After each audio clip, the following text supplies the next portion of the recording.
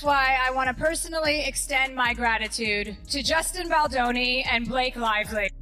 Chelsea Handler just roasted Blake Lively and Justin Baldoni in front of a lot of major celebrities at an award show. And I don't think Blake Lively's going to like it. I'm grateful. I think we're all grateful. And I think we're good.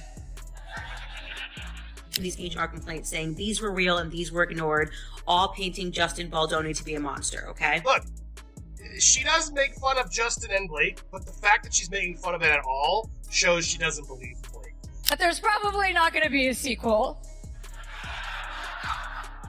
It ends with us, guys. Once praised as untouchable in the dazzling world of Hollywood, Blake Lively has now landed at the heart of a humiliation so harsh it could reshape the path of her profession for years. She symbolized flawlessness, her grace, sophistication, and carefully molded image, earning the admiration of followers and industry figures alike, yet that polished mask, once seen as unbreakable, suddenly cracked under the pressure of ridicule. And Suspicion the Place was the Critics' Choice Awards, a night built to recognize excellence and honor fame. But instead it turned into the scene of an unforeseen collapse, what should have been another victory. In Lively's celebrated journey twisted into a display of whispers, glares, and ruthless public judgment. In only moments, her aura of strength turned into uncertainty, casting a dark cloud over her future in the film world. In times like these, to have a distraction. I want to acknowledge that we've been through a lot lately, not just here in Los Angeles, but our entire country. Waking up every day, not knowing what news we were going to hear. And she decided to file a complaint with the California Human Rights Division. But that was really, I believe, and it is alleged by Justin's lawyers now, just a setup so that she could give the New York Times cover to do a huge hit piece on him and attempted rehab. The Critics' Choice Awards are usually a routine show, sparkling dresses, rehearsed speeches, and the same atmosphere of polite self-praise.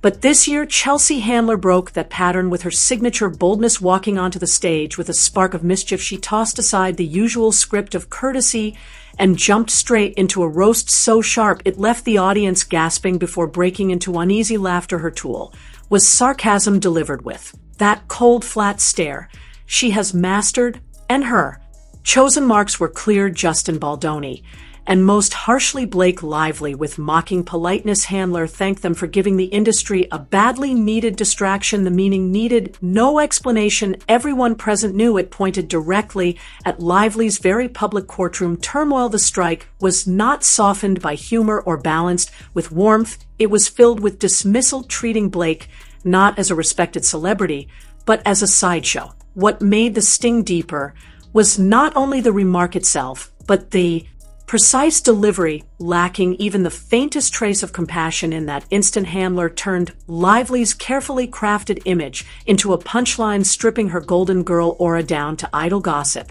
And the laughter of Hollywood made the wound cut even deeper. Oh, it is important in times like these to have a distraction. And that's why I want to personally extend my gratitude to Justin Baldoni and Blake. The real impact of Chelsea Handler's roast was not in the way she spoke, it was in the reaction it sparked from the Hollywood elite filling the ballroom. Instead of the uneasy chuckles or forced half smiles one might expect, the space erupted with genuine, unrestrained laughter. It was not nervous, it was not polite, it was loud, raw, and almost freeing, as if a shared weight had been lifted inside. That laughter was more than amusement. It was a sign of change. For months, Hollywood had stayed quiet, carefully nodding along with Blake Lively's carefully shaped victim tale. But Handler's sharp remark shattered that mask, giving the crowd permission to finally breathe out, to laugh at what many had silently begun to doubt. The laughter was not just about the joke, it was a symbolic refusal of Blake's story, a shared recognition that the performance had reached its end. It carried an unspoken judgment. The industry was tired, ready to move on,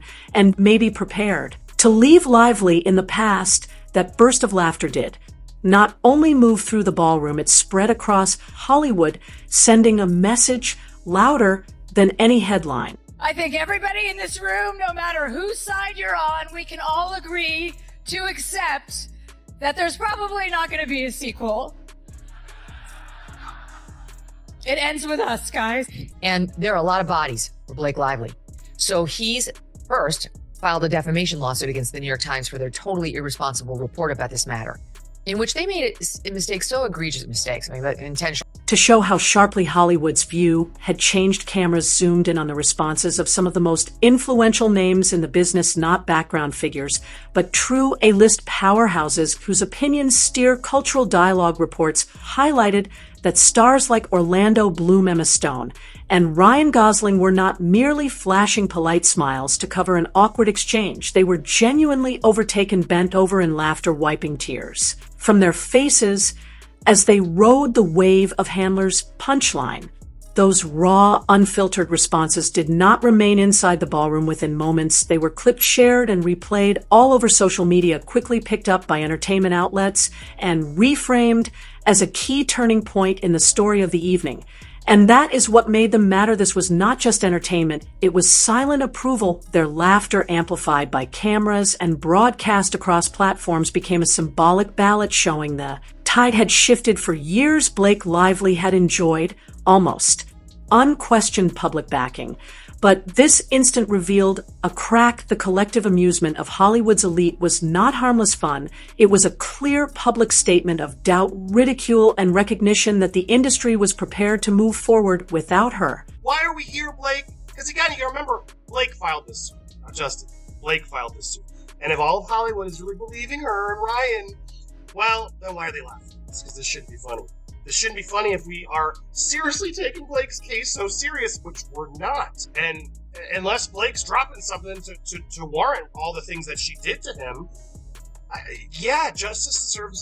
Justin deserves justice. Justin deserves to get his Wayfarer back where it was. Justin gets deserved. To emphasize how drastically Hollywood's outlook had shifted, cameras locked onto the responses of the industry's most influential figures, not side names, but genuine A-list giants whose opinions mold the cultural dialogue. Reports revealed that stars such as Orlando Bloom, Emma Stone, and Ryan Gosling were not just flashing courteous grins to ease an uncomfortable instant. They were truly overtaken, bent over with laughter, wiping tears from their faces as they rode the current of Handler's jab. Those raw, unpolished responses did not remain inside the ballroom. Within moments, they were clipped, circulated, and replayed across social platforms, quickly seized by entertainment media and reframed as the night's defining highlight.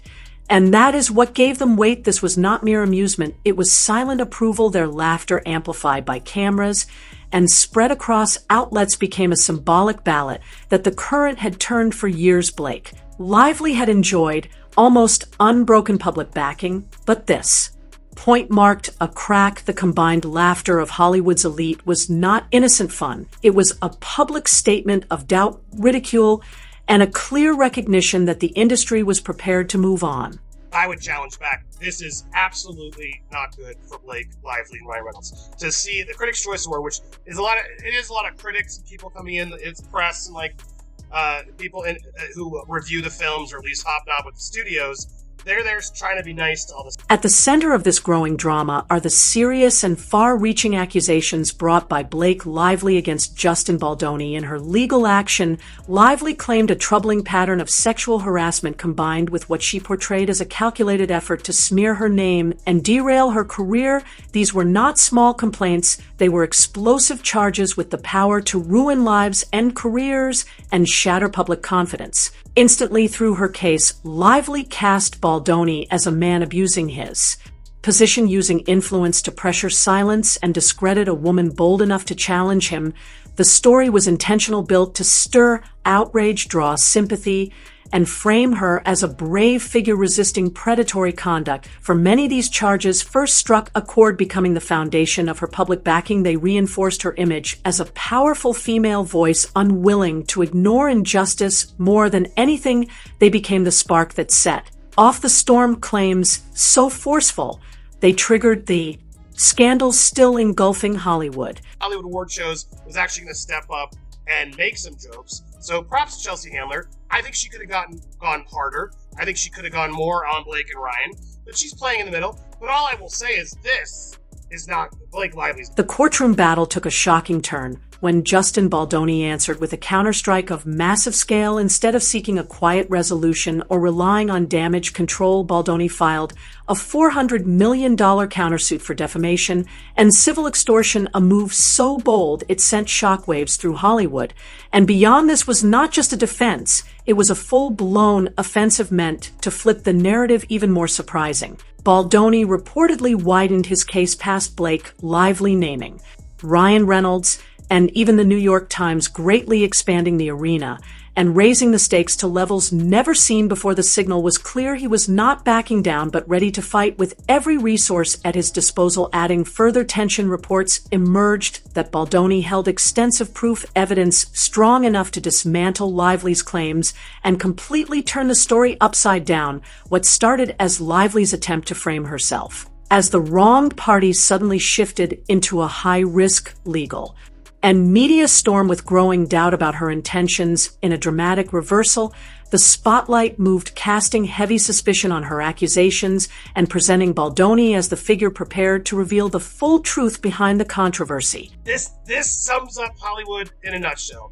Oh God, please don't show me a laugh. I don't want to get Blake and Ryan mad, but it's funny. Please don't cut to me. Please don't cut to me. Oh God, it's funny though, And adding another explosive twist to the unfolding drama, Justin Baldoni's legal team widened their assault by going after the New York Times, a major media powerhouse that had originally strengthened Blake Lively's story with sympathetic coverage, accusing the outlet of slanted reporting and journalistic negligence. Baldoni was not only disputing Lively's accusations, he was attacking the very media framework that had given her claims credibility. The strategy proved highly effective, weakening both her legal position and the public trust that had long upheld her image. As Baldoni's counterstory gained momentum and whispers of receipts and flaws in Lively's account circulated, the once favorable media tone began shifting. Coverage turned, more guarded questions arose, and the solid support she had relied on started crumbling piece by piece. Every new legal filing and every carefully worded statement from Baldoni's side chipped away at the polished facade of victimhood Lively had carefully built. That steady breakdown reached its peak in her public humiliation at the Critics' Choice Awards, a defining moment that captured Hollywood's growing doubt and marked the shift from silent skepticism to open rejection of her narrative. cut to me. Please don't cut to me. Oh God, it's funny though, and I have to laugh at it because this whole thing's ridiculous. And yes, it's been such a wonderful, dramatic distraction, but...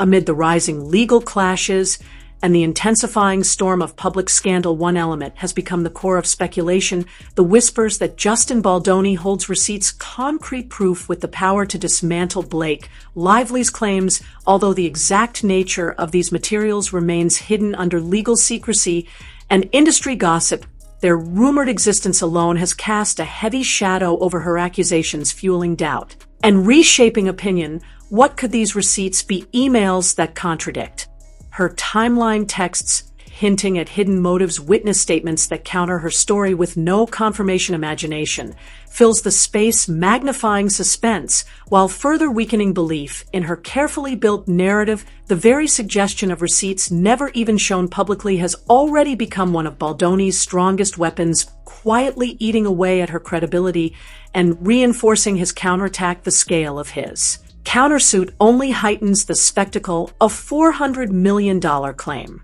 reaching far beyond Lively herself. By naming Ryan Reynolds and the New York Times as co-defendants, Baldoni turned a personal fight into an industry-wide confrontation, including Reynolds' invites uncomfortable questions. Was it simply a tactic to raise pressure by pulling in Lively's husband, or does Baldoni believe Reynolds actively contributed to the alleged smear campaign, perhaps through influence, money, or behind the scenes involvement? Targeting the Times, meanwhile, represents an even bolder escalation, accusing one of the most respected American outlets of defamation and bias. Baldoni is not only demanding damages, he is challenging the credibility of the very media machine that first reinforced Lively's image. The move delivered a warning to other publications: amplify her story at your own risk. Whether Reynolds and the Times are collateral or intentional targets, their involvement has widened the conflict into a clash with industry-shaking consequences.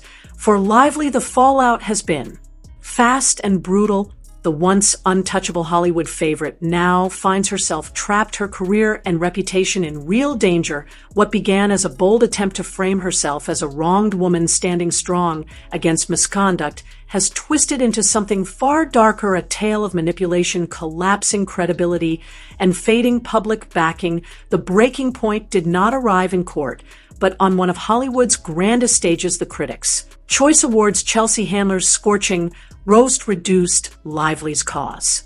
From a serious struggle to an industry punchline delivered with sharp sarcasm and no trace of compassion, her remarks sliced through Lively's polished image. But what truly mattered was the response. The room exploded in genuine, unrestrained laughter release that signaled Hollywood's collective shift.